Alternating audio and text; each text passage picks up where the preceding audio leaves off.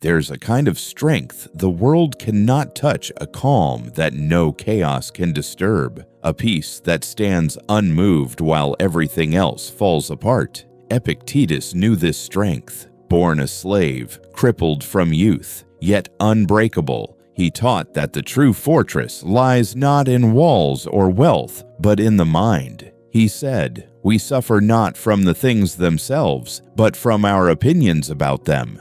That's the essence of Stoicism, to master yourself so completely that no insult, failure, or fortune can rule your peace. Because the world will always test you through loss, through noise, through uncertainty, but your response, that's yours.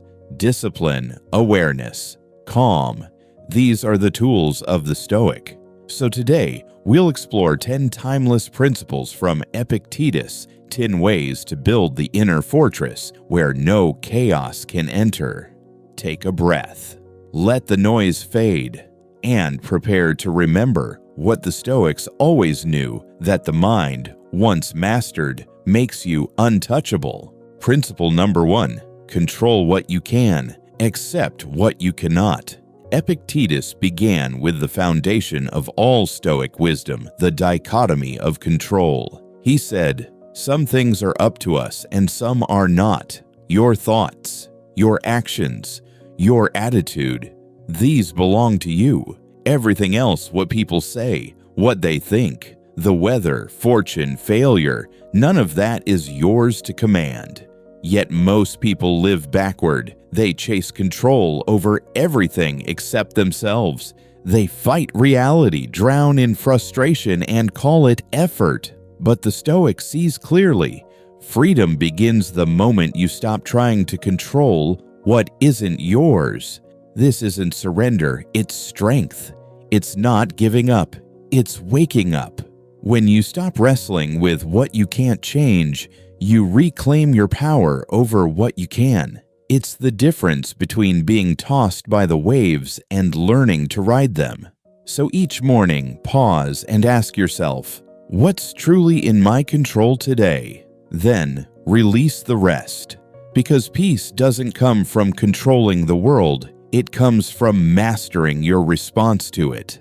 Principle number 2, your mind is the source of suffering and freedom. Epictetus said, "Men are disturbed not by things, but by the views they take of them." It's not the insult that hurts you, it's your interpretation of it. It's not the failure that breaks you, it's the story you tell yourself about what that failure means. You cannot stop events from unfolding. The world will do what it does. People will speak. Plans will collapse. Life will twist without warning. But within all that chaos, there is one thing that remains yours, your perception. Your mind is the lens through which reality passes.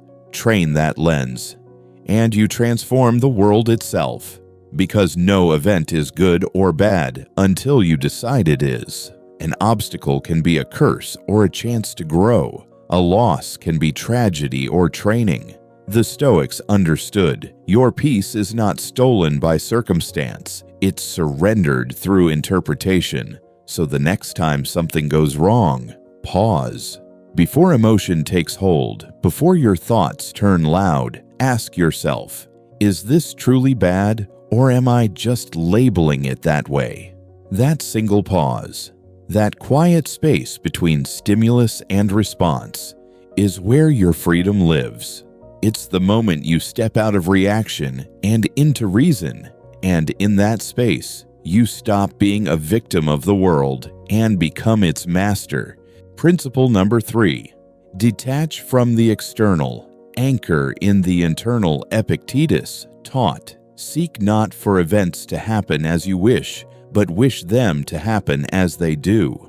These are not words of surrender, they are words of supreme strength. The Stoic does not demand that life bends to his will. He bends his will to meet life as it is. Because peace is never found in control, it's found in acceptance. Most people fight endlessly against what they cannot change. They argue with reality. They resist the inevitable. And in that resistance, they suffer twice, once from the event, and again from their refusal to accept it. But the Stoic stands still amid the storm. He understands that outcomes, praise, and possessions are illusions of security. They rise and fall like tides, beautiful but never permanent. Status fades, wealth disappears, people drift. But character, that inner core of discipline and integrity, remains. You lose nothing when you lose what was never truly yours to control. When you stop tying your happiness to things outside yourself, you become untouchable. You no longer chase what you cannot keep, and you no longer fear what can be taken. You walk through the chaos calm, composed, complete, because your peace is self-sustained. And that is the highest form of power, to want only what is, and to find freedom in acceptance. The one who needs nothing, fears nothing. Principle number 4. Discipline is freedom. Epictetus lived simply a wooden cup, a thin cloak, a small room. He owned little, but possessed something far greater control over himself. He believed that true freedom doesn't come from indulgence or abundance, but from mastery of thought, of desire, of reaction. He said, "No man is free who is not master of himself." And in those few words lies the foundation of strength. Every time you resist distraction, you sharpen your will. Every time you say no to temptation, you remind yourself who is in command. Freedom is not doing whatever you want. It's having the power not to be ruled by what you want. Most people are prisoners of comfort. They chase pleasure, run from pain, and call that living. But the Stoic chooses differently. He chooses the harder path, the one that strengthens the soul instead of feeding the impulse. Because each moment of restraint is not deprivation, it's direction. Each time you hold the line, you take back territory from chaos. The undisciplined man is dragged by every urge, every craving, every mood. But the Stoic stands firm, his actions guided not by emotion, but by reason. So when the urge comes to complain, procrastinate, or quit, pause and remember, discipline is not punishment, it's protection, it's peace. For the man who masters himself, no external force can enslave him. And that is the truest freedom there is.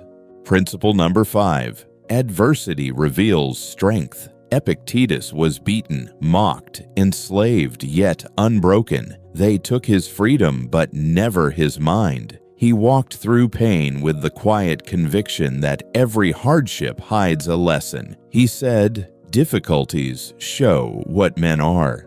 Those words weren't born from comfort, they were forged in suffering. To the Stoic, hardship isn't cruelty, it's the classroom of the soul. Each challenge, each setback, is a mirror, revealing not the world's unfairness, but your own strength waiting to emerge. When life tests you, don't ask, "Why me?"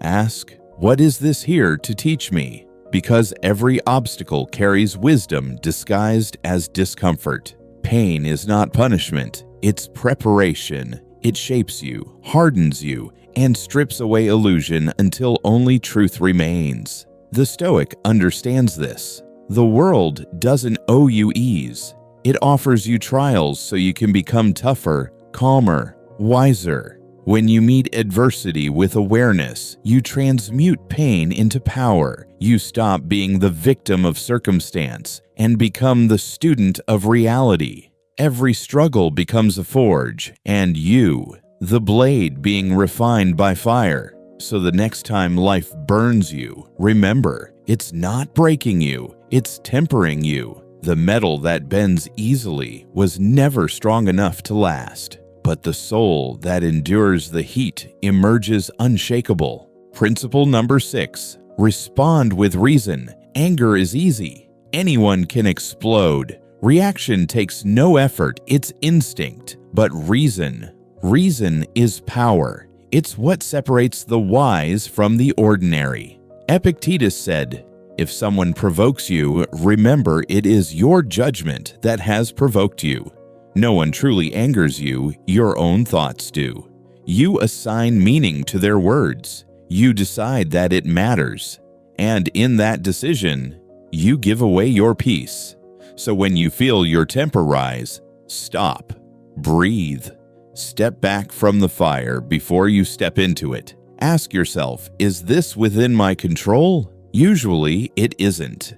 And that realization is freedom, because once you see what's not yours to control, you stop being owned by it.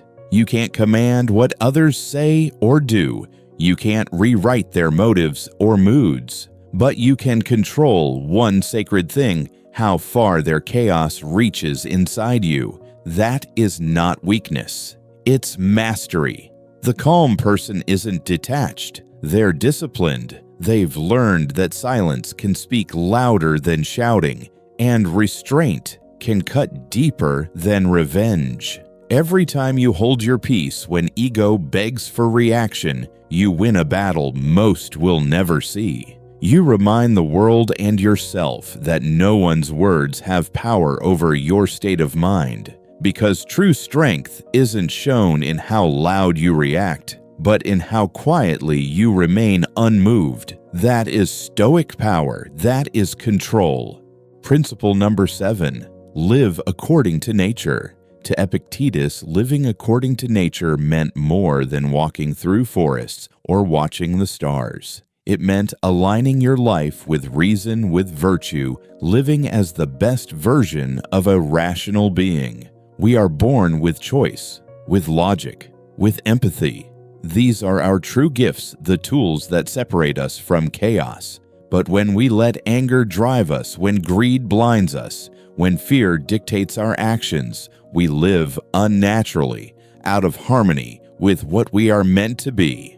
To return to nature is not to escape the world, but to act rightly within it, to face challenge with patience, to speak truth when lies would be easier, to do what is just, even when no one sees. This is the quiet command of Stoicism. Live simply, think clearly, act justly, because peace does not come from owning more or from bending the world to your will. It comes from living rightly, from becoming who you were always meant to be. That is what it means to live according to nature. Principle number 8, practice negative visualization. Epictetus and the Stoics practiced a powerful exercise, premeditatio malorum, the premeditation of evils. They would imagine loss, hardship, even death, not to invite pain, but to prepare for it, because the wise do not suffer twice, once in fear and once in reality. They suffer once and endure it well. When you picture what could go wrong, you are not being negative. You are training your mind for strength. You are teaching yourself to remain calm when the storm arrives. You begin to see that comfort is temporary and control is an illusion. You stop clinging so tightly to what can be taken, and you start cherishing what's here, now. Each morning, whisper to yourself, I may lose what I love, but I will not lose myself. That is not pessimism, that is preparation. Because the Stoic does not hope for an easy life, he prepares for a real one. And when you accept impermanence, you stop living in fear and start living in gratitude. Principle number 9, you are only a role in a large play. Epictetus said, remember that you are an actor in a play, which the playwright chooses to assign. You don't control the script. You don't decide the length of the play. You control only how well you perform your role. Some are given short parts, others long, some tragic, others joyful. But the Stoic plays his role with excellence, without complaint, without pride, because the stage is not yours to command, it is yours to honor. When life places you in hardship, play the role of courage. When life grants you peace, play the role of gratitude. When you face loss, play the role of acceptance. This principle dissolves ego. You begin to see life isn't personal, it's purposeful. You are part of something vast and unseen, and your duty is not to rewrite the story, but to perform your part with virtue and to exit the stage with grace. Because the Stoic knows you cannot choose the play, but you can always choose to play it well. Principle number 10. Gratitude is invincible power. Epictetus taught that gratitude is the foundation of tranquility. He said, before you chase more, pause and look around. Ask yourself, what do I already have that I'd be desperate for if I lost it? The warmth of the sun, the air filling your lungs, the steady heartbeat that asks for nothing in return, the people who stand beside you, the simple sacred chance to begin again. Gratitude doesn't ignore suffering, it transforms it. It doesn't deny the storm, it reminds you that you still stand within it. Even in moments of loss or pain, gratitude whispers, you still have something, the strength to endure.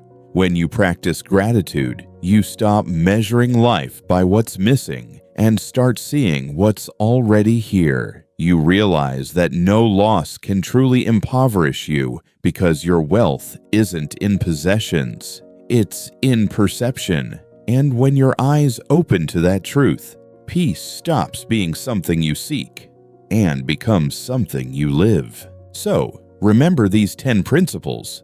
Live them, because Stoicism isn't something you read, it's something you practice. When the day tests you, when people provoke you, when fortune shifts return to your inner fortress. As Epictetus said, no man is free unless he is master of himself. Be that master, be that calm within the storm. And if this message grounded you, subscribe to Soul of Stone for more Stoic wisdom and a stronger you.